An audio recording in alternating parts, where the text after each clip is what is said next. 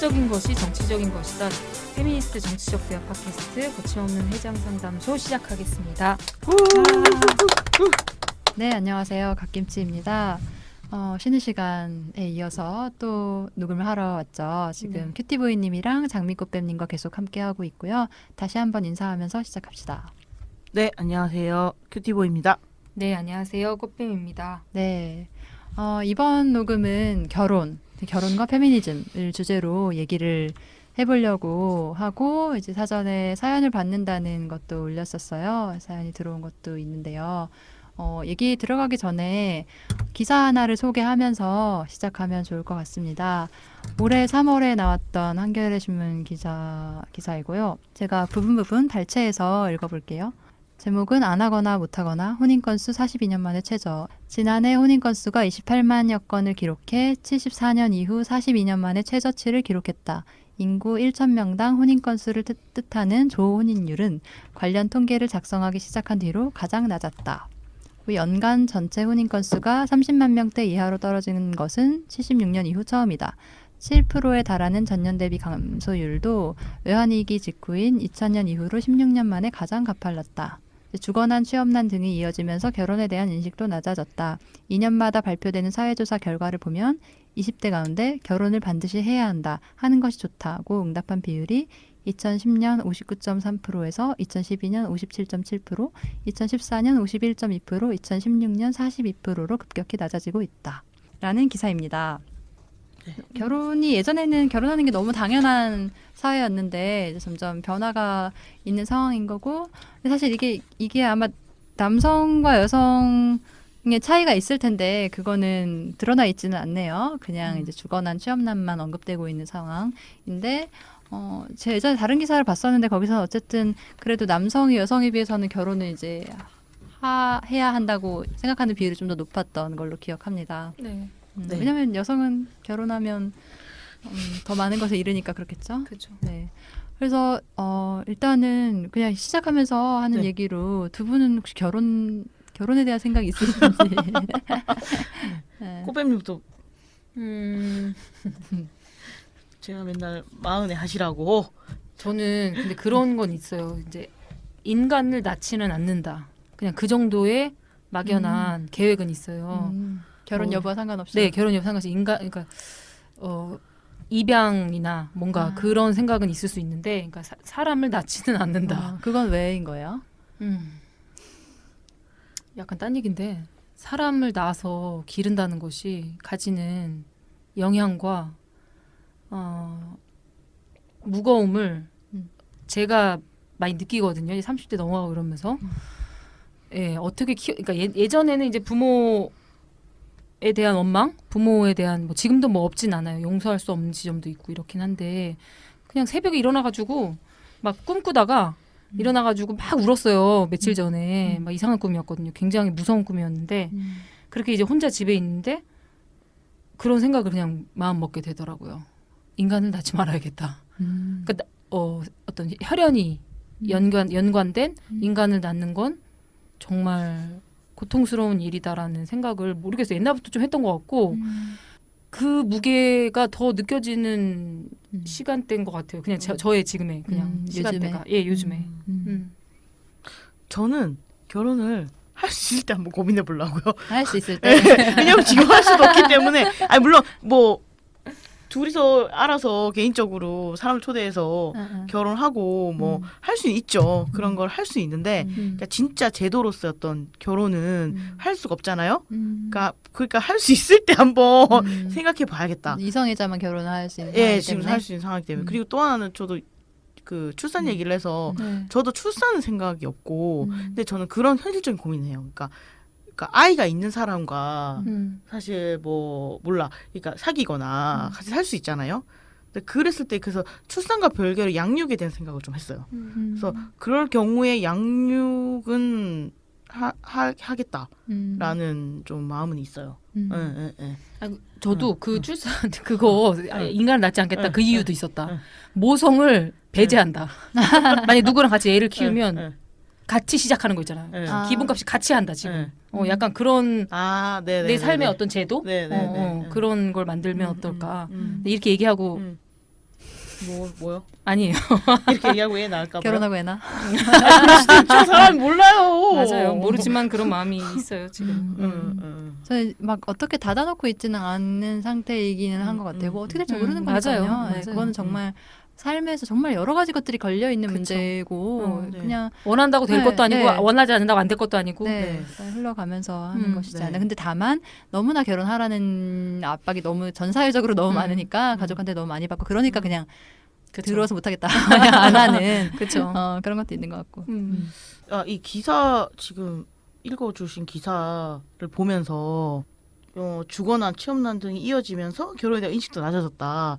근데 과연 이건 누구의 입장일까에 대해서 좀 생각을 해보면, 그러니까 주거난, 취업난 지금 심각하죠. 한국 사회에서 심각한데, 그러니까 여성들한테 결혼을 해서, 그러니까 오히려 결혼을 하면 취업하기가 되게 힘들잖아요. 아이를 놓으면 취업하기 더 힘들고, 그리고 양육과 가정이 양립이 불가능하잖아요. 그러니까 일가정 양립이 불가능하잖아요.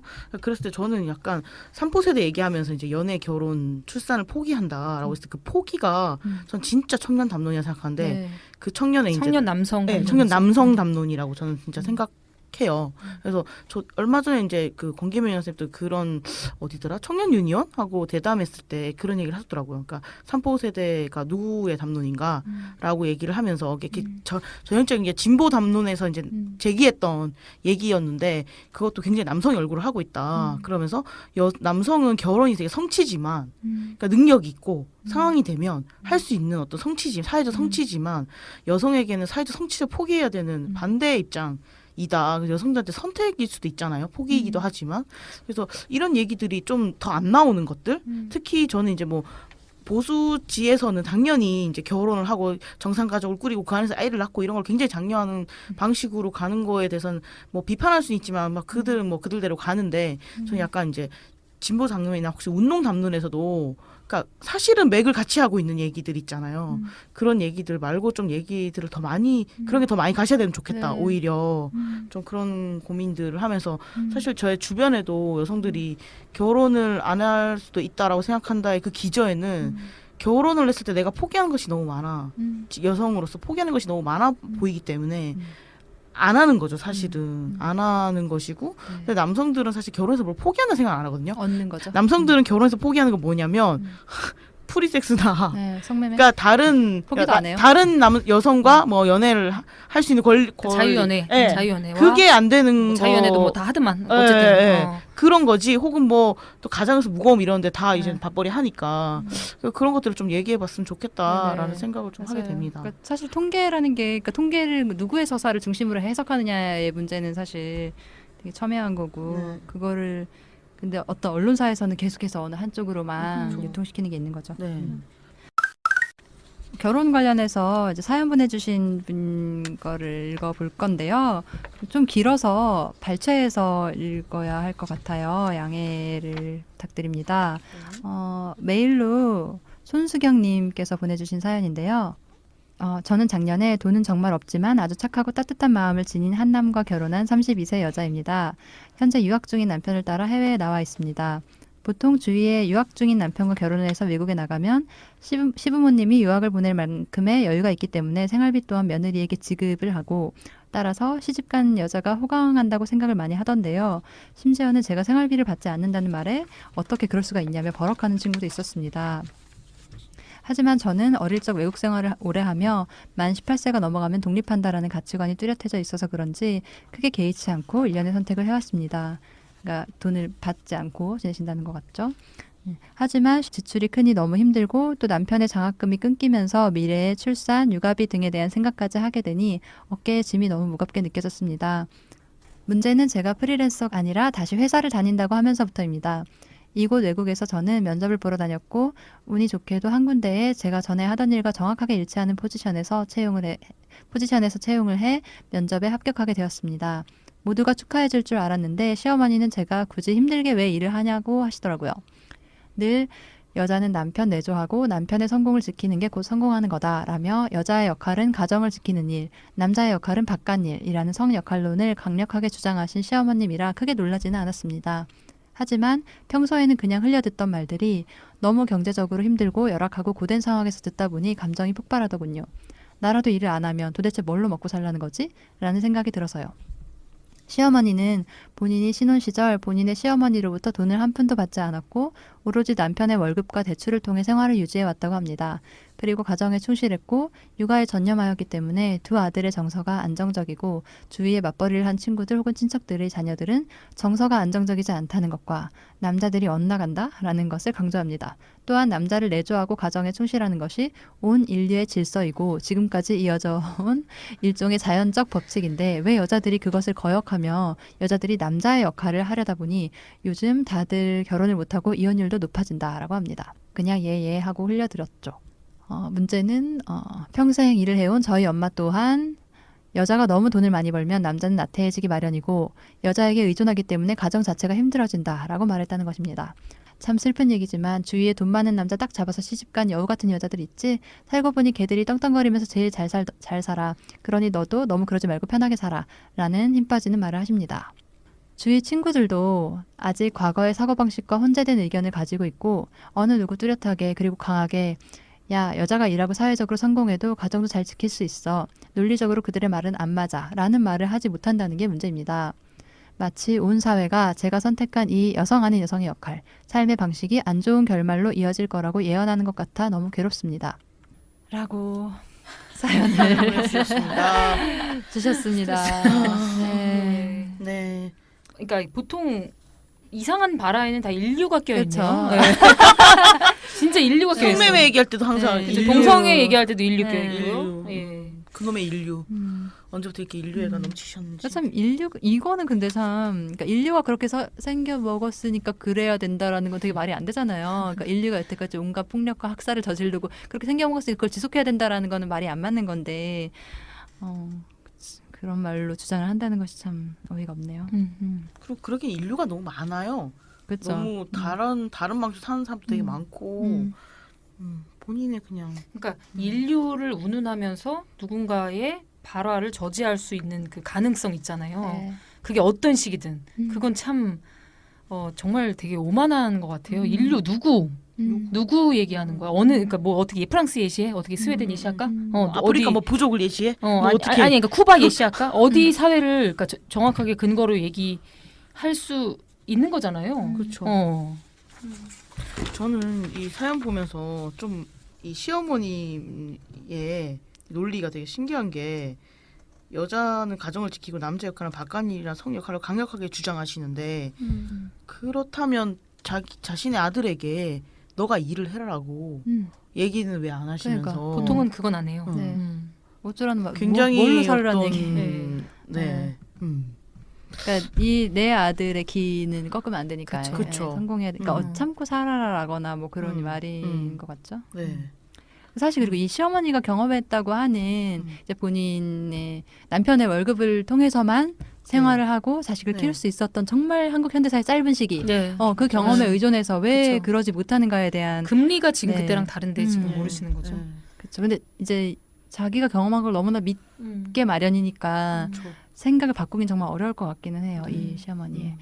그리고 그러니까 친정 엄마가 그 주위에 돈 많은 남자 딱 잡아서 시집간 여우들은 뭐 이제 떵떵거리며 잘 산다 이런 말 진짜 많이 하지 않아요? 네, 정말 맞아요. 많이 해요. 이거는 거의 실체가 없는데 또 이 얘기 정말 많이 이 없어요. 얘기 정말 많이 유통되는 것 같은 출처가 어딘지 모르겠는데 근데 이 얘기 진짜 많이 해요. 구체적인 예로 막 얘기를 하는데 네. 제가 느낀 모르잖아요. 그리고 잘 산다고 하는데 잘 사는 게 그러니까요. 뭔지를 몰라요. 그러니까 몰라요. 그 사람들에 대해서 잘 사는 기준이 그냥 자기가 보는 그렇죠. 기준인데 알 수가 없잖아요. 네. 그러니까 약간 자신의 부러움으로 투영하는 그쵸. 거지. 네.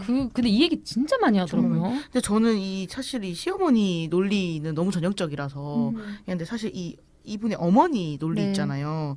전 이게 저희 어머니 진짜 자주 얘기하시거든요. 그러니까 뭐냐면 여성이 능력이 좋아봐야 되게 남성이 그 능력에 기대게 된다. 근데 그거는 여성의 능력이 좋은 탓은 아니잖아요. 그렇죠. 그러니까 그 사람 기대는 그냥 사람인데 한남들의 습성의 탓이죠. 근데 저희 집도 딱 이런 식이거든요. 저희 어머니가 돈 다 벌고 슈퍼어머니인데 아빠가 모든 걸 이제 다 엄마한테 위임하는 방식인데 그냥 그런 남자인 거예요.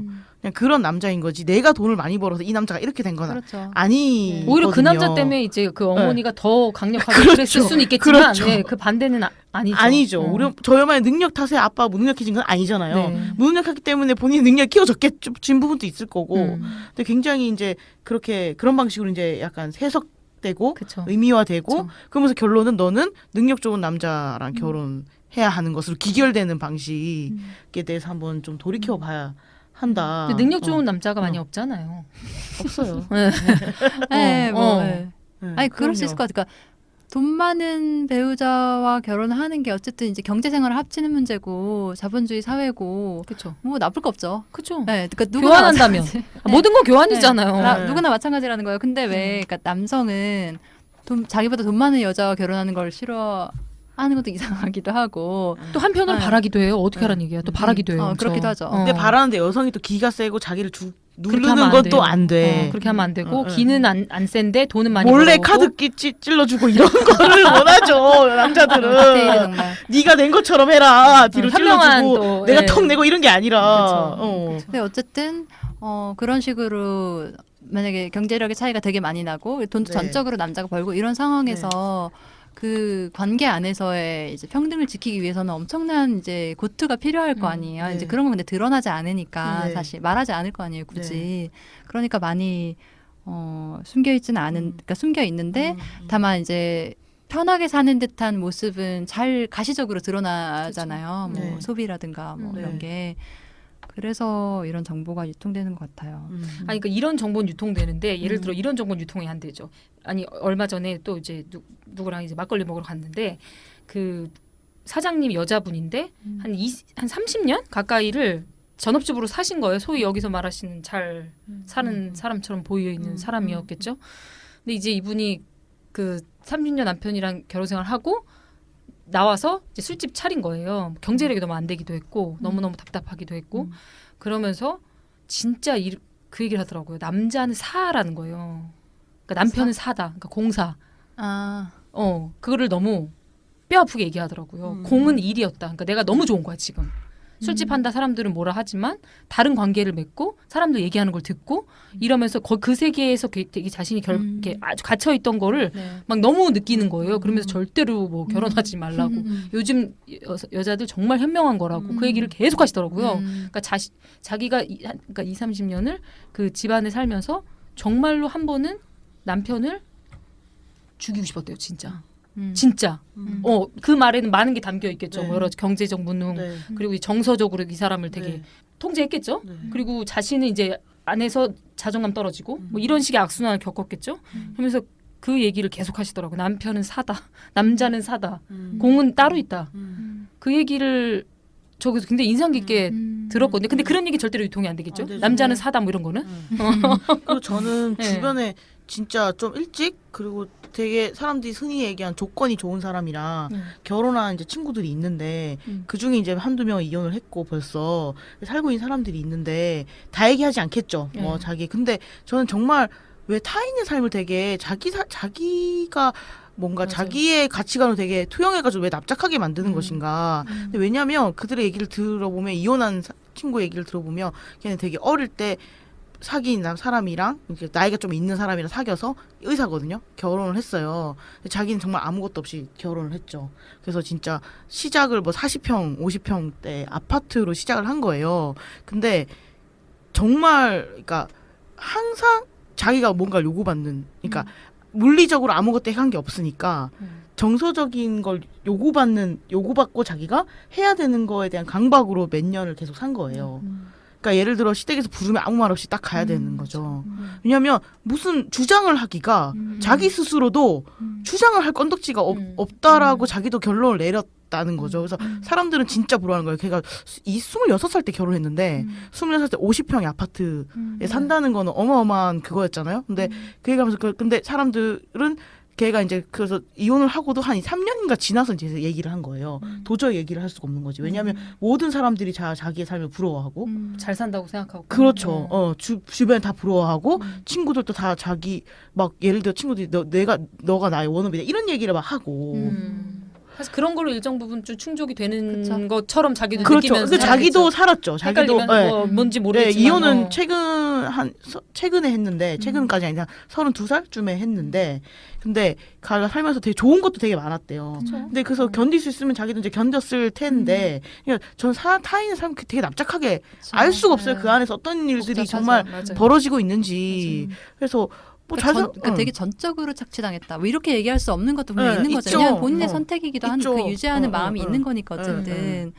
그런데 말씀하신 것처럼 정말 네. 납작하게 이용하는 어떤 네. 논리를 네. 강화하기 위해서. 예를 들어 이 사람이 행복하게 살면 행복하면 산 대로 또 납작하게 얘기할 거고 그치. 불행하면 또 불행한 대로 완전 사실 불행의 저는 어떤 그래서 이 결정체. 친구의 서사를 다른 데서 얘기하지도 않거든요. 왜냐하면 또 이렇게 얘기하면 어. 그러니까. 또 너무 불행한 그러니까 여자가 또 능력이 있어야 돼. 막 이런 방식으로 또 너무. 확 가. 또 이상한 방식으로. 자신의 이제 김치녀처럼 삶을 막 하고. 약간 또 합리화하는 방식으로 그런 식의 예, 사례를 쓰는 예, 자체가 예. 문제예요. 혹은 뭐 얘가 그러니까 한마디로 말하면 또 된장녀가 되는 거죠. 어떤 사람한테는. 그러니까 부자 남자한테 네. 배부르러 젊을 때 자기의 어떤 젊음을 팔아서 뭘 또 젊으면 어떻게 팔아요? 어쨌든 그렇게 그 흔히 얘기하는 네. 거지. 공짜를 바랬다라는 식으로 또 바라. 공짜를 뭘 팔아요? 그러니까요. 진짜도 아니에요. 일 엄청 했을 거 아니에요. 사실 그렇죠. 집안에서. 그렇죠. 그렇죠. 정서적 노동 많이 그렇죠. 했겠죠. 세상에 공짜는 없어요. 그러니까요. 그래서 이제 사람들은 이렇게 진짜 뭐 아니면 뭐다. 불행 아니면 행복이다라고 생각하는데 사실 근데 왜 그러는지 난 신기한 게 자기 삶을 봐도 아닐 텐데. 전적으로 불행하거나 전적으로 행복한 삶이라는 게 있나요? 그렇죠. 저는 매일매일 다른데. 없는 거 그냥 뭐 같고. 찰나죠 뭐. 그렇죠. 되게 살짝 좋다. 좋고 대체적으로 다 대체적으로 지루하고 피곤하죠. 대체적으로 지루하지 않아요? 대체적으로 좀 아프죠 좀. 좀 아프지 않아요? 대체적으로 지루하고 맞아요.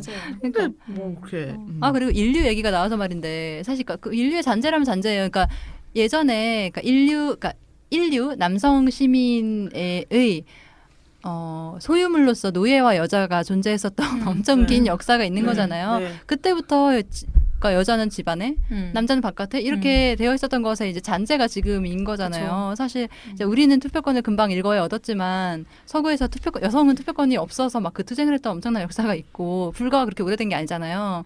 그러니까 그 잔재가 계속 이어져 있는 거고 그거가 문재인이 바꿔야 하는 건데 오히려 그렇지 않냐라며 다시 그렇게 돌아가는 듯이 독특한 기원론, 되게 운명론. 어떤 면에서 진실인데 그걸 되게 깨달음 없는 네. 그 어쩔 수 없. 그 네. 성매매도 마찬가지예요. 네. 남자들이 하는 논리 있어요. 성매매는 인류 역사에서 없었던 적이 없었다. 포주가 그랬다 이 자식아. 그러니까 포주가 있었지 대초에. 정인진 쌤이 말한 예, 것처럼 예, 예. 예. 그러니까 그거를 너무 내면화하고 그게 문제라고 생각하지 않는 거를 이제 주로 인류 얘기하면서 네. 육아 그러니까 아이가 엄마가 있어야 엄마가 키워야 엄마가 네. 집에 있어야 네. 정서적으로 안정된다라는 네. 의견에 대해서는 사실 이견이 많이 있는 문제이기도 한 것 같거든요. 그러니까 사실 친엄마가 있어야 한다라는 건 되게 신화에 가까운 거잖아요. 좋은 돌봄자가 옆에 있으면 되는 거죠. 그게 그쵸. 남성이든 아니면 이건 그냥 주양 입자 대부노동한 문제예요. 사람이든 네. 근데 이제 그런 게 있는 것 같아요. 그런 사례를 많이 못 보니까 그 없으니까. 확신을 되게 더 네. 강화시키는데 맞아요. 예를 들어 제 친구도 남자가 주양육자예요. 예를 들어 육아휴직을 써서 네. 그러면 애들을 졸릴 때 무조건 엄마 찾는다고 하잖아요. 아니에요. 아빠 네. 찾더라고요. 애착이 그쵸. 엄마한테 어. 붙어가지고 그러지. 예, 예. 애착이 아니더라고요. 아빠한테 붙으면 예. 그렇죠. 그거를 근데 그런 사례가 없어서 그런 건지 아니면 그런 걸 믿고 싶지 않아서인지. 그리고 그건 그리고 인간은 저는 어쨌든 누구나 다 결함이 있는 존재로 클 수밖에 없다고 생각하거든요. 결함이 있기 쉽잖아요. 결함이 없는 게 이상하고 근데 어떤 식의 결함 혹은 문제, 부족한 점이 발견됐을 때 엄마가 안 키워서 그런가? 엄마가 그때 옆에 안 붙어 있어서 그런가? 라는 식으로 그 원인이 반대로 소환되는 경우가 너무 많은 거예요. 저는 그런 식의 인과론 자체가 너무 짜증나요. 이게 인간을 원인이 있고 결과가 있어가지고 그 원인이 갑자기 딱 그게 지명되면 그게 가능하다라고 생각하는 그 자체도 짜증나는 그리고 그때 아빠가 없어서 그런가라고 생각하지 않고 네. 아빠는 언제나 없죠. 엄마가 없어서라는 건 그냥 정말 믿음인 거잖아요. 그리고 너무나 비난의 화살을 돌리기 쉽고 죄책감을 느끼기 쉬운 상대. 네. 이기 때문에 그렇게 하는 거죠. 근데 그러면은 예를 뉴스 같은 데서 이제 사실 그 엄마에 의한 이제 사례 같은 거 있잖아요. 네. 뭐 던지거나 이런 네. 사례들이 있잖아요. 네. 그런 거는 되게 많은 메시지를 주긴 하잖아요. 그것이 그 사건의 뭐 옳고 그름을 약간 차치하고 얘기하면 굉장히 그거는 되게 많은 거를 메시지를 주는 건데 그때는 또 계속 예외라고 비정한 모정이라 가지고 비정한 모정으로 되게 예외로 두는 네, 거죠. 네. 근데 그거 한 두 개만 들어도 그게 예외가 많잖아 지금. 그렇죠. 엄청 많죠. 예외가 많은데 왜 예외가 많은 게 보편이 안 되죠? 그러니까 그걸 또 이상현상이라고 약간 보잖아요. 젊은- 이상하다. 네, 그러니까 어. 20, 30대 여성들의 어떤 불안한 정서, 약간 우울증 같은 것도 그런 정신 식으로 그러니까 약간 정신 소비하지 이상 않아요, 이런 걸로 되게? 또 갑자기 예, 예, 얘기하는 예. 거죠. 저는 개인적으로 최근에 이제 친구가 양육을 하는데 얘가 이제 아이가 그러니까 먹고 싶을 때 그냥 우유를 줘요. 근데 요즘에 이제 양을 딱 정해놓고 시간에 맞춰서 이제 이렇게 주는 경우가 많더라고요. 근데 걔는 이제 그냥 그렇게 방식을 정한 거예요. 애가 먹고 싶으면 그냥 주는 방식으로. 애가 이제 포동포동 좀 했어. 근데 오만 사람들이 이제 얘기를 하는 다 거예요. 얘기해요. 네. 그러면서 이제 아동 비만하고 연결되는 뉘앙스로 얘기를 하는 거예요. 그러면서 내가 이렇게 키워서 애가 문제가 생기나? 아. 라는 얘기랑 그래서 제가 뭐라고 얘기를 했냐면 제가 입술 되게 이렇게 되게 스트레스 받거나 긴장하면 입술 되게 병적으로 약간 만지거든요. 그러니까 이런 입술 뜯고 막 이런 거를 근데 누가 그 얘기를 계속 누가 몇 명이 저한테 어릴 때 약간 구강기에 어떤 애착이 덜 떨어져 그렇다. 그래서 먹고 싶을 때 정확하게 먹을 걸 안 줘가지고 그다 뭐 이런 얘기를 저한테 몇 번 제가 들은 적 프로이드를 뭐 이상하게 그러니까, 보시는데 또 그러니까 뭐 저는- 좀 살짝 봤나 보네. 네, 근데 저는 그러면서 내 친구한테 그런 예를 들면서 너 이렇게 애한테 막 그냥 먹을 걸 막 줘도 사람들이 그렇게 얘기할 거고 또 애가 뭐 그런 습관이 있으면 또 그렇게 얘기할 거야. 사람 다 문제 있고 다 어떤 결핍을 안고 산다 어떤 방식으로든. 그래서 그냥 네가 뭐 편하고 원하고 싶은 대로 애를 키워라. 그래도 어차피 어떤 식으로 키워도 결핍이 있다라고 그렇죠. 하는데 정보가 너무 많고. 그러니까요. 그 전문가인 척 사람들이 진짜 많이 얘기하고 문제는 뭐냐면 그 기결이 항상 엄마야. 양육자인 엄마가 너가 이렇게 해서 애가 이런 게 됐다라고 얘기하는 방식으로 되는 것은 굉장히 좀 네. 죄책감을 느끼게 하는 거죠. 이 사연 주신 분은 저는 너무 멋있으신 것 같아요. 네. 네, 되게 멋있는 것 같아요.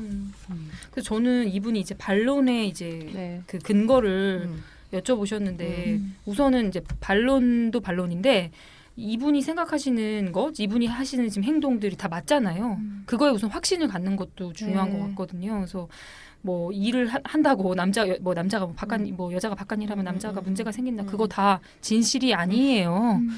여자에 상관없이 남자들은 다 문제가 문제가 있어요. 있기 때문에 자기 문제 행동이 드러나는 것뿐이지 여자의 행동이랑 그 원인이 인과가 아니기 때문에 그 문제라고 생각하지 마시면 좋을 것 같아요.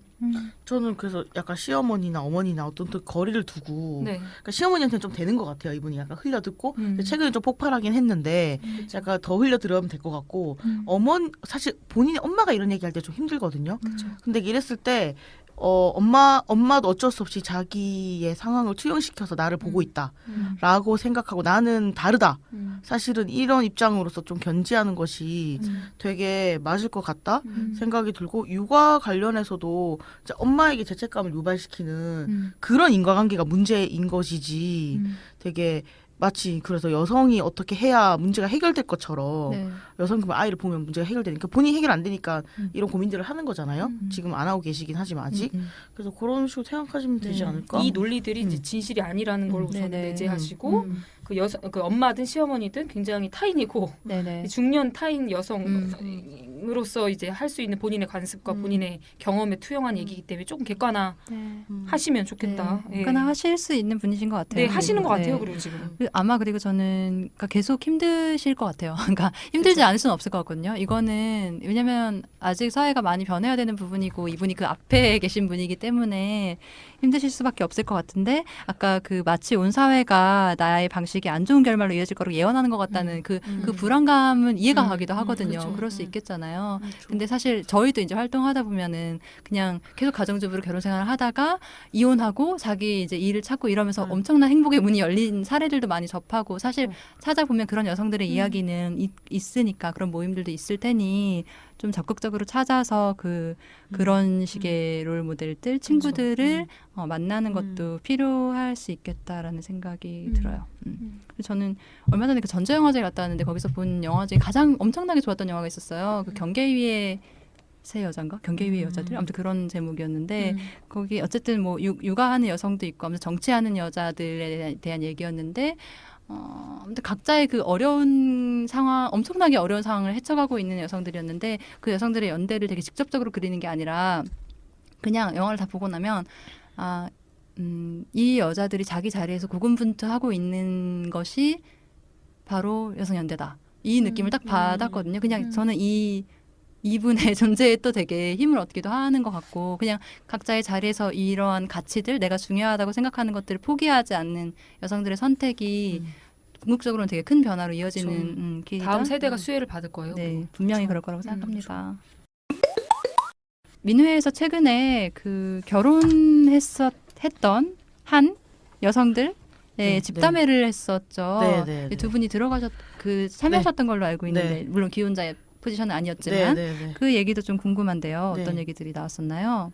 결혼을 좀 그러면 어떤 특정 남편의 문제나 시어머니 문제 이런 수준이 아니라 그 안에서 이제 어떤 여성들이 성역할을 부여받잖아요. 그러니까 그런 식으로 약간 제도로서 그리고 또 하나는 이 제도가 되게 폐쇄적이잖아요.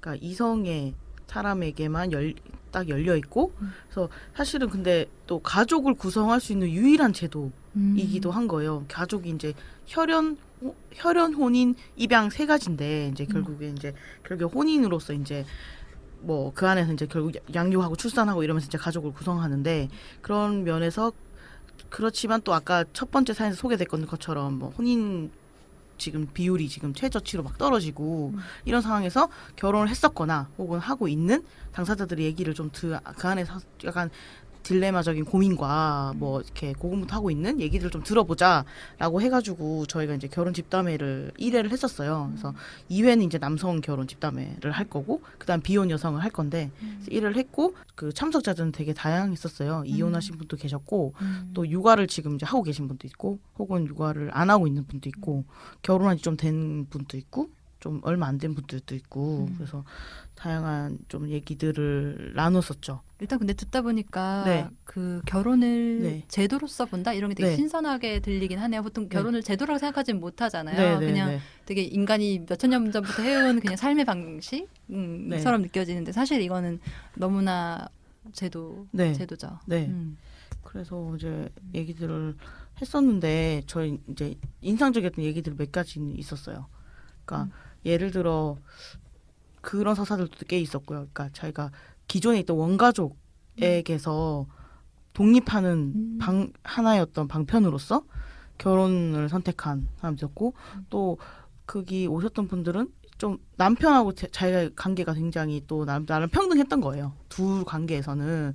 그래서 이제 결혼을 했는데 너무 다른 거지. 실제로 결혼을 하니까 그 안에서의 둘 관계가 평등하다고 해서 정말 근데 결혼은 굉장히 가족 제도잖아요. 그래서 이 가족과 저 가족이 결합하고 나에게 사실 온 가족 말고 또 새로운 가족이 생기는데 나한테는 또 온 가족에는 졸업했는데 새로운 가족에 대한 어떤 또 역할을 되게 부여받는 내가 뭘 대수사를 챙기고 꼼꼼하게 챙기고 뭐 이런 것들을 부여받으면서 이제 느끼게 되는 것들에 대한 얘기들을 굉장히 많이 했었죠.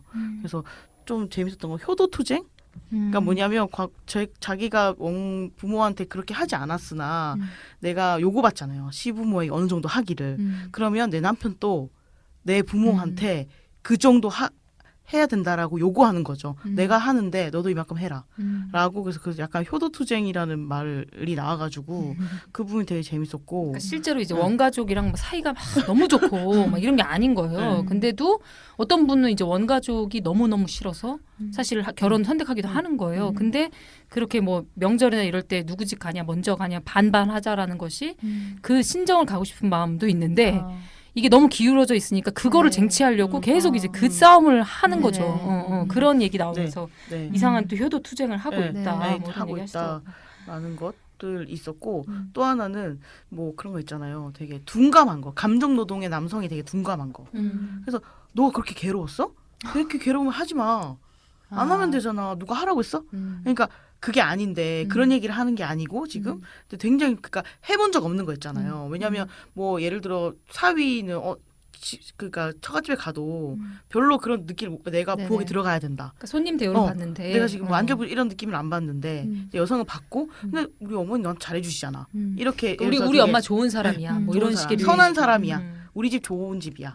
라고 이제 얘기를 딱 사단시켜 버리는 그런 방식으로 그런 얘기들을 굉장히 많이 했었죠. 그러니까 그게 이제 개인 남성, 개인 시어머니의 문제가 아니잖아요. 사실 남성도 진짜 자기는 안 불편하니까 그러니까 이 노동과 이 요구하는 역할이 다르니까 그러는 거잖아요. 뭐 그런 식의 얘기를 좀 해보려고 했어요. 그러니까 왜냐면 이제 사실 결혼 얘기하면 사실 남편 욕하고 시어머니 뭐 시댁 욕하고 사실 이런 식의 패턴은 아무것도 달라지는 네. 것이 없이 그 자리에서 해소하고 심란하게 흩어지잖아요. 음. 예, 그거 이상의 이야기를 좀 나누고 싶어서 기획을 음. 하게 되었어요. 네. 그럼 약간 주로 약간 쟁점이랄까? 뭐 그런 게 있었나요?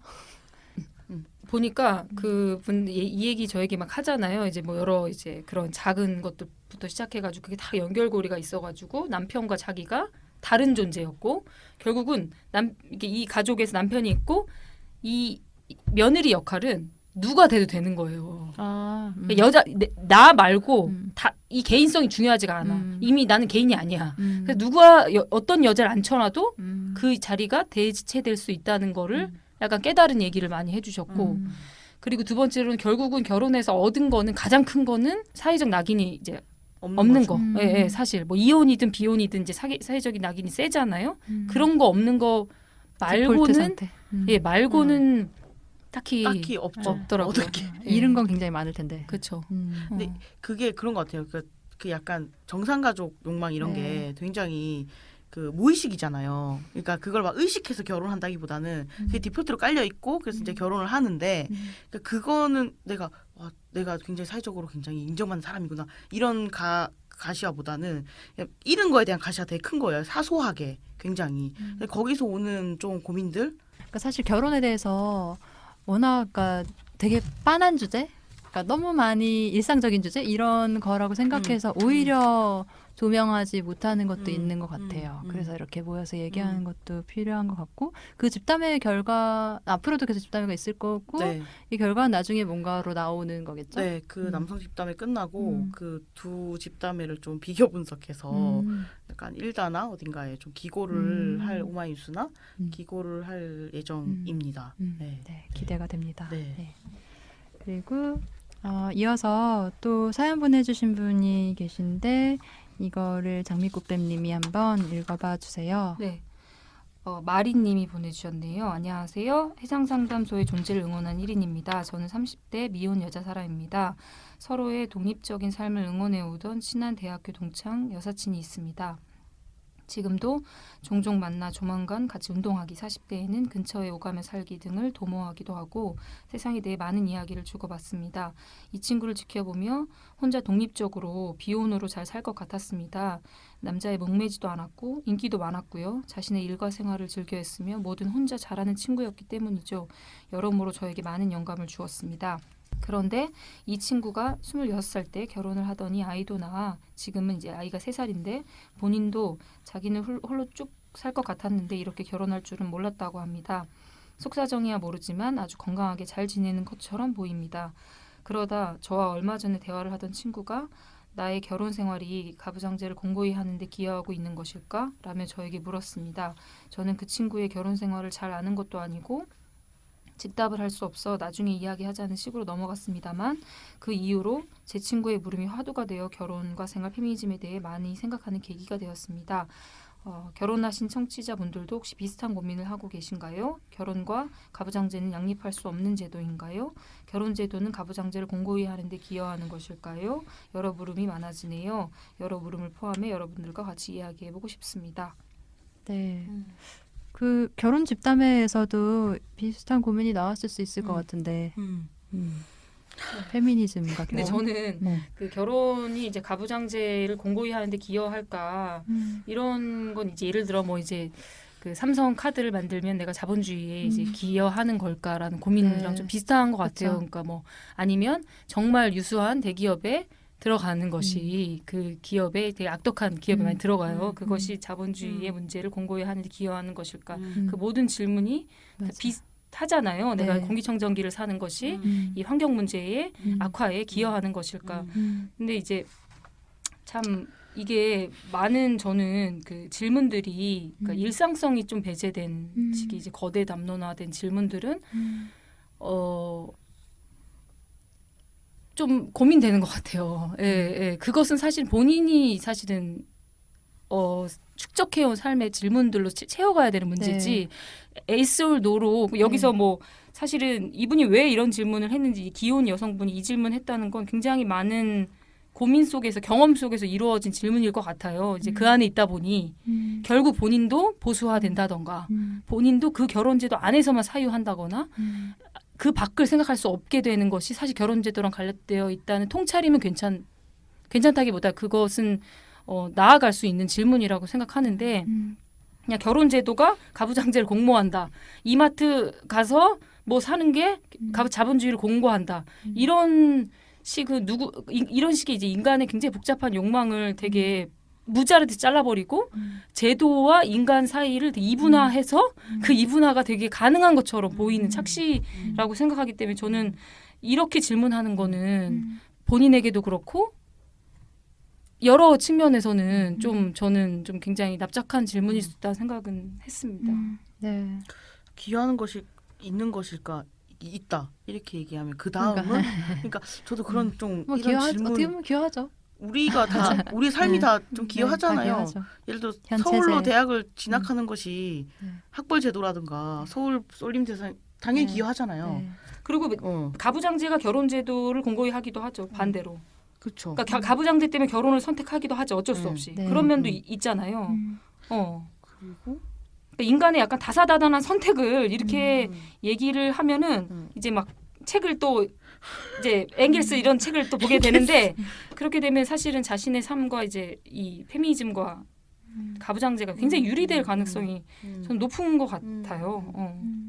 그리고 가부장제라는 게 예. 되게 그러니까 누가 얘기했지 이거? 가부장제 되게 공기 같아가지고 극복하거나 그런 게 아니라 가부장제가 나와 관계 맺고 있는 방식이나 그러니까 그런 거를 되게 고민하고 사유하는 것이 중요하다라고 저는 그 말에 되게 동의하고 그래서 나는 가부장제 공고히 하는 것 같아. 난 가부장제 기여하는 거.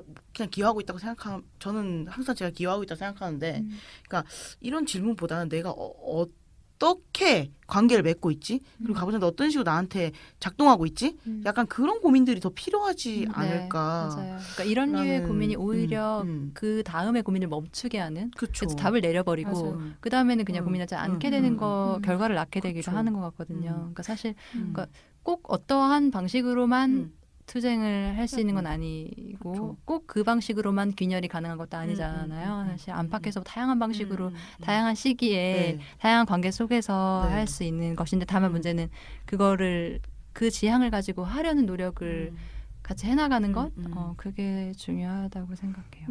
그래서 그 엄기호 씨가 쓴 세상을 리셋하고 싶습니다. 그 책 있잖아요. 그 네. 책에서 그 나왔던 얘기 중에 제 인상 깊었던 게 그러니까 변화 이후를 살아야지 변화를 체감할 수 있다는 거예요. 그 내가 결혼제도에 들어갔어요. 그러면 결혼제도 안팎 이런 것도 되게 관념적인 거야 사실은. 예, 그것도 약간 관념적인 거고. 그러니까 자신이 이제 이제 생활 또 뭐냐면 기혼 페미니스트 여성들이 이런 약간 뭐라고 해야 될까요? 약간 실체 없는 생각을 많이 가지고 있는 것도 있는 것이다고 저는 느끼는 게 내가 가부장제를 공고히 했다 뭐 이런 거 있잖아요. 내가 그 뭐 기존의 제도를 되게 강화시키고 그랬다. 이런 식의 저는 굉장히 거창한 생각들에 대해서 좀 그렇지 않았죠. 가부장제 공고히 하려고 결혼한 건 아니었을 거 아니에요. 여러 가지 뭐 여러 가지 주변 압박도 있었을 거고 본인도 뭐 있었을 거고 여러 가지 삶의 선택이 그렇게 이렇게 구조와 개인이 이렇게 이분화되지 않잖아요. 그래서 그 책에서 그러니까 뭐냐면 제가 이제 결혼식을 많이 가잖아요. 결혼식을 많이 가면은 그 뭐 이렇게 운동권들 결혼할 때 있잖아요. 너무 거창해요. 뭐 다 뭐 굉장히 다르게 해요. 뭔지 알죠? 다르게 해요. 굉장히 다르게 하는데 거창해요. 근데 제가 되게 좋았던 결혼식이 있었는데 그 결혼식이 뭐였냐면 뭐 정말 소박하게 했어요. 정말 둘이 이제 살아가면서 할 수 있는 서로에 대한 약속이나 이런 거를 정말 소박하고 정말 지나치게 제가 그걸 보면서 정말 자의식이 없어 보였고 이 제도에 편입되는 데 있어서의 자신들의 선택을 굉장히 잘 알고 있는 느낌이었어요. 그래서 비혼 여성이든 뭐 퀴어 여성이든 누구도 배제되지 않는 식의 분위기를 형성을 하더라고요. 그러니까 중요한 것은 자신이 그 선택으로 인해서 할 수 있는 변화 이후의 삶을 살면 되는 거고 네. 그 삶을 살아야지 나중에 어떤 게 변화했구나라는 걸 체감할 수 있지 내가 가부장제 공모했다 공모 안 했다 예, 이렇게 얘기하는 순간 또 갑자기 그렇지 않은 뭐 비혼 여성들이나 퀴어 여성들이나 자신의 이제 어쨌든 해소되지 않은 그런 감정의 그런 골 때문에 어떻게 또 그 비혼 여성들을 저는 공격할 여지도 있다고 생각해요. 어떤 면에서는. 그리고 어떤 면에서 기혼 여성들이 가부장제와 결혼제도 안에 들어갔기 때문에 가질 수 있는 자원과 입장과 위치가 있어요. 최소한 어른 대우는 받잖아요. 그러니까 자신이 갖지 못하는 거를 생각하기보다 어떤 부분 자신이 가졌던 거를 갖지 못하는 입장과 연대하는 쪽을 고민하는 것이 좀 더 현실적인 대안이지 않을까. 그러면서 최근에 어렵다. 그 비혼 페미니스트 저도 이제 집담회 이번에 하면서 또 느꼈는데 그 기혼 여성들 페미니스트와 이제 비혼 여성 페미니스트 사이에 이제 긴장이나 이런 것들이 많이 SNS에서 뭐 논쟁이 됐다고 하더라고요. 네. 예. 저도 이제 민우에 와가지고 그 기혼 여성들한테 그런 얘기를 간간히 들었어요. 그러니까 결혼한 여성들이 사실은 보통 대화에 잘 낄 수 없다. 기혼 여성들이. 예.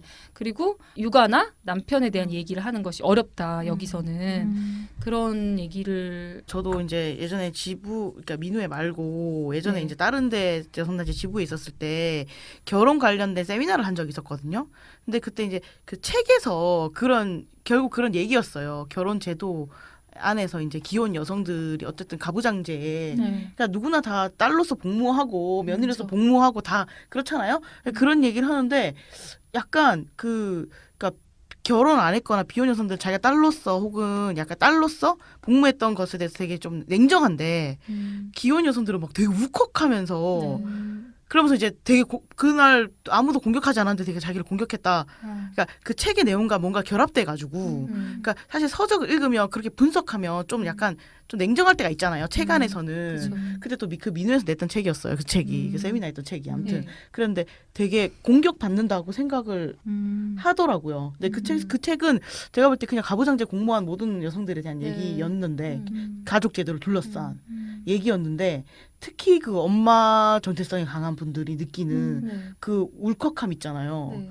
그것이 이제 그러니까 이런 거죠. 좀- 뭐 나 결혼제 들어갔는데 힘들죠. 엄청 힘들겠죠. 예, 우리 뭐 이거 알잖아요. 그거 뭐 우리는 경험하지 않았어도 뭐 윗세대 엄마도 받고 뭐 여러 보잖아요. 네. 그럼 얻는 것도 하나도 없고 진짜 잃는 것뿐이 없고 그 내가 왜 여기 들어와서 저렇게 하나 또 온갖 후회와 상념과 이런 것이 드는 와중에 또 괜히 약간의 그런 약간 객관적인 얘기를 하면 페미니스트가 기혼 여성을 이제 비판한다, 공격한다. 예, 공격한다, 예, 복모한다, 공모한다 이런 식의 얘기를 저는 솔직히 말해서 비혼 여성이 그런 말을 한 거 전 들어본 적은 없어요.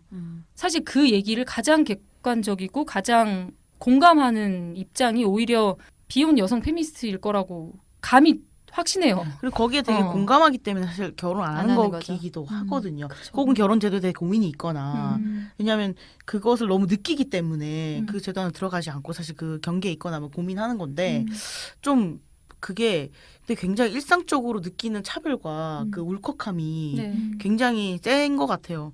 그러니까 근데 이제 이 얘기 하다 보면 또 열받는 게 이제 남자들은 제 이 고민하는 거 진짜 본 적이 없다 진짜. 그죠?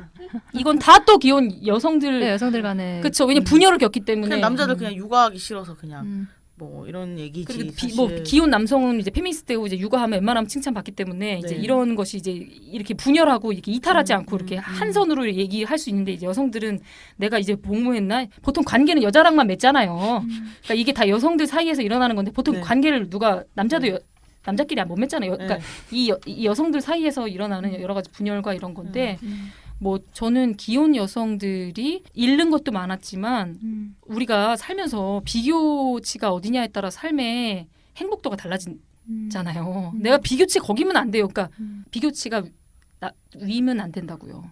위면 안 된다. 위아래의 문제일 수 없고 정체성이라는 것이 다 이렇게 이렇게 병렬적인 거긴 하지만 뭐 현실과 지향은 따로 노니까요. 근데 위로 그러니까 내가 잃은 것만 계속 생각을 하면 실제 비혼 여성들과 혹은 퀴어 여성들과 그거 자체가 가능성이 아예 배제된 혹은 그 가능성을 놓은 이혼 여성이랄지 여러 가지 그 결혼제도 안팎에 있는 사람들이랑 소통하지 못한다는 거예요. 그러니까 비혼 여성으로 살아가면 사실 영원히 어른 취급 못 받잖아요. 언제나 열외. 약간 뭔가 애도 아닌 것이 어른도 아닌 것이 그냥 그 가능성 포기하고 살죠. 근데 이제 기혼 여성은 어떤 면에서 비혼 여성에 비해서 어른성을 획득하죠. 획득하죠. 음. 예. 그리고 아까 그 집담에서 얘기했지만 거기서 얘기했던 결론은 뭐였냐면 정상성이었어요.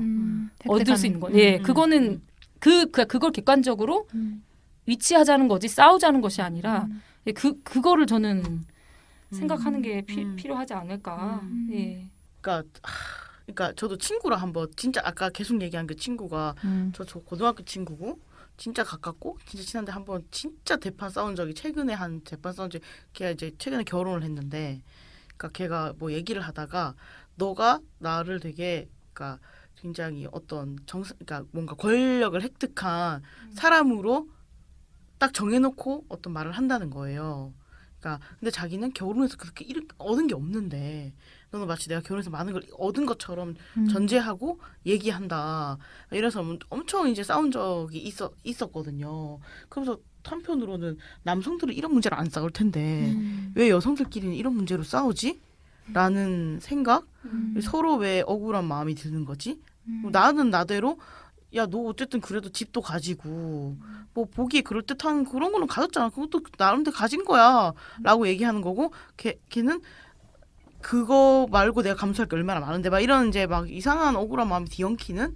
그래서 저는 왜 여성들 간에 이런 것들이 있어야 되나. 그리고 혹은 저는 기혼 여성들 간에 그런 긴장감 같은 거 있잖아요. 그런 거 되게 불편하더라고요. 그러니까 결혼 앞두고 있거나 아니면 결혼 비슷하게 있는 시기에 여성들끼리 그러니까 굉장히 행복을 경쟁한다. 그래서 자기가 사실은 실은 그 반짝 좋고 이런 거 말고 굉장히 생활에서 이제 힘들고 이런 어려움 같은 걸 서로끼리 안 나누더라고요. 안 나누고 아까 꽃뱀님 얘기한 것처럼 저한테도 얘기 다 해요. 왜냐하면 저는 같은 트랙에 서 있는 사람이 아니기 때문에 비교치가 아닌 거예요. 그러니까 저한테는 오만 얘기를 다 하는 거죠. 뭐 남편 얘기부터 뭐 다 얘기해. 근데 저는 그럴 때마다 좀 슬프더라고요. 그러니까 여성들이 왜 그냥 나누지 못할까? 삶의 그런 걸 나누지 못하고 뭐 경쟁할까? 혹은 맞아요. 경계할까? 근데 이런 것들. 피디보이님이 얘기했던 그 권력이라는 거 있잖아요. 네. 권력은 뭐냐면은 막 이렇게 막 권력자 그 정치 무슨 권력 돈의 권력이 아니라 그러니까 어떤 질문을 받지 않을 수 있는 가능성인 것 같아요. 그러니까 왜 결혼하지 않아? 혹은 비참하게 보거나 네. 혹은 어떤 질문을 받지 않는 것이 어떨 땐 되게 큰 권력이에요. 그러니까 그거를 우리가 객관적으로 자신의 정체성을 성찰하지 해내지 않으면 보수화돼요. 어떤 방식으로든 안에 들어가고 계속 안팎이 없는데도 계속 더 안에 들어가게 된단 말이에요. 그러니까 저는 권력이란 남성들이 어떤 면에서 권력 갖고 있다는 말 이해 못 하잖아요. 권력이 없거든. 돈도 없고 뭐 아무것도 없거든. 근데도 남성이라는 것이 주는 그쵸. 어떤 질문 받지 않고 일상에서 어떤 면이 편안할 수 있다는 가능성을 인지한 상태에서 우리 만날 수가 있지. 그렇지 않으면 곤란하잖아요. 네네. 그렇죠. 맞아요. 그리고 이게 사실 페미니스트 운동 진영에서 그러니까 이게 약간 헷갈리면 안 되는 게 기혼 여성의 경험이 뭐 배제되거나 기울어지지 않는다라는 류의 이제 비판도 있을 수 있잖아요. 근데 이거랑은 약간 다른 문제인 것 같거든요. 네. 그러니까 이거는 마치 그러니까 어떤 경우에는 페미니즘 운동이 너무 기혼 이성의 중심으로 가는 게 또 문제일 수도 있는 거. 그러니까 이거는 정말 맥락과 어느 장이냐에 따라서 다 맞아요. 달라지는 거지. 페미니즘이 어떻다라고 맞아요. 이렇게 얘기되긴 되게 어려운 부분도 있는 그러니까 것 누구랑 같고. 얘기할 때와 정말 천지 네. 차이죠. 혹은 저도 아까 잠깐 얘기한 건데 기혼 여성과 비혼 여성의 긴장을 그러니까 약간 예를 들어 기혼 여성이 되게 혐오화돼서 발화되는 방식과 등치시키면 안 된다고 생각하긴 하거든요. 맘충 그러니까 뭐 이런 남성들이나 거. 사회에서 맘충이라 부르고 막 네. 이런 것과 그 기혼 여성과 비혼 여성 간의 긴장은 좀 다른 얘기이기도 네. 하거든요. 비혼 여성이 맘충이라고 한 건 아니잖아요. 네, 예, 네, 이 모든 토론은 어떤 자장에서 누구와 얘기하느냐에 따라서 굉장히 다른 의미를 발생시키기 그렇지만 때문에 비혼 여성이 맘충이라고 혐오를 할 수도 있죠. 그런 게 불가능한 건 아니니까. 불가능한 건 아니죠. 네, 저는 그럴 수 있다. 그러니까 예를 들어서 나이 든 여성에 대한 혐오, 혹은 뭐 그러니까 늙음? 그러니까 꾸미지 않는 여성에 대한 혐오 이런 건 가능할 수 있다고 생각하거든요. 근데 꼭 이제 기혼 여성에 대한 것은 아니긴 하지만 이제 그런 식으로 작동할 수 있다는 거에 대해서는 경계? 근데 그건 이제 전 이런 것 같아요. 그러니까 사회에서 얘기하는 혐오가 내재화될 수 있다고 생각해요. 그리고 권력이 너무 차원이 다르잖아요. 음. 젊고 예쁜 여성과 음. 사실 늙고 아름답지 않은 여성에 대한 사회에서 부여하는 사실 내 권력이 아닌데 부여받는 권력이 굉장히 다르기 네네. 때문에 음. 내 안에서 혐오가 있을 수 있죠. 음. 근데 그거 약간 좀 분리해서 얘기할 때도 좀 필요한 것 같다는 네. 생각을 좀 하는데 어쩔 때 논쟁이 약간 음. 그러니까 좀 따로 얘기해야 될 거를 섞이죠. 합쳐가지고 음. 얘기하고 음. 그러니까 맘충 혐오와 약간 비혼 여성이 기혼 여성과 혹시 가지는 좀 갈등이나 고민들은 조금 다른 얘기지 않을까라는 생각을 합니다. 네. 그 서로가 가진 거 가지지 못한 거를 좀 객관화하는 상태에서 만날 수 있어야지 좋다. 네. 네. 만났으면 좋겠습니다. 어쨌든. 그럼요. 네. 사실 만나잖아요. 네. 만나려고 하는 거고. 네. 네. 네, 지금 또 시간이 왜 이렇게 항상 시간이 없죠? 네, 우리 항상 시간이 없네. 제가 올 때만 시간이- 이런 거야? 아니면 항상 이런가요? 항상 거의 그런 것 아, 같아요. 그렇습니까? 네, 이제 마무리를 해야 될 것 같고요. 한마디씩 마무리 발언 해주시고 네. 정리하도록 하겠습니다. 아, 네. 저 또 요번에 텀이 좀 짧게 나왔네요, 제가. 아, 그렇죠. 네. 제가 텀이 좀 짧게 나왔는데요. 네, 오늘 오면서 제가 사실 수락할 땐 되게 기분 좋게 수락했는데 네, 또 왜 그랬을까 그 순간 이런 생각을 했지만 네, 오늘 또 결혼과 동성애 뭔가 묘하게 다 연결되는 네. 얘기들을 하면서 너무 즐거웠고 열심히 이제 또 청취자로 돌아가겠습니다. 네. 금방 또 나오실 수도 있어요. 아닙니다. 아니, 저는 이제 계속 얘기해요. 그 기혼. 네, 아니, 제 친한 친구 다 이제 기혼 여성이니까 아. 그러니까 서로를 이렇게 대상화하지 않고 서로가 개인으로서 만나는 것이 이토록 어려운 것인가를 참 많이 느끼는데, 이제 제 친구가 그걸 들을 수도 있는데 어느 날 제가 집에 갔는데 저한테 하루 종일 제가 이제 애를 보고 반찬을 만들어 주더라고요. 집에 가는데 이렇게 챙겨서. 근데 같이 이제 얘기하려고 왔는데 예, 제가 이제 혼자 살고 이러니까 근데 저는 그때 되게 좋지 않았어요. 전혀 좋지 않았거든요. 나는 엄마가 필요한 것이 아니야. 엄마가 되지 말아야 될 거 아니니?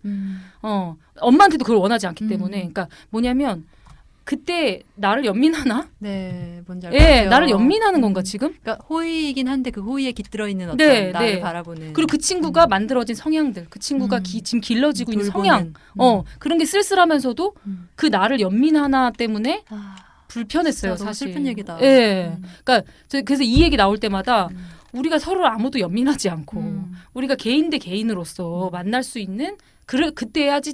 너를 만날 수 있어. 마음으로 얘기했어요. 사실 겉으로 여기서 얘기해. 들을 수 있어. 여기서 얘기해. 반찬 줄 때도 얘기 못 하시고 거의 뭐 저기 반찬 팟캐스트로 편지 보내 항상. 그래서 저는 그걸 원한 적도 없고 그 느낌이 저를 불편하게 해요. 우리 그러지 않았으면 좋겠어요. 네. 네. 그럽시다. 그럽시다. 개인으로 만납시다. 네, 수고하셨고.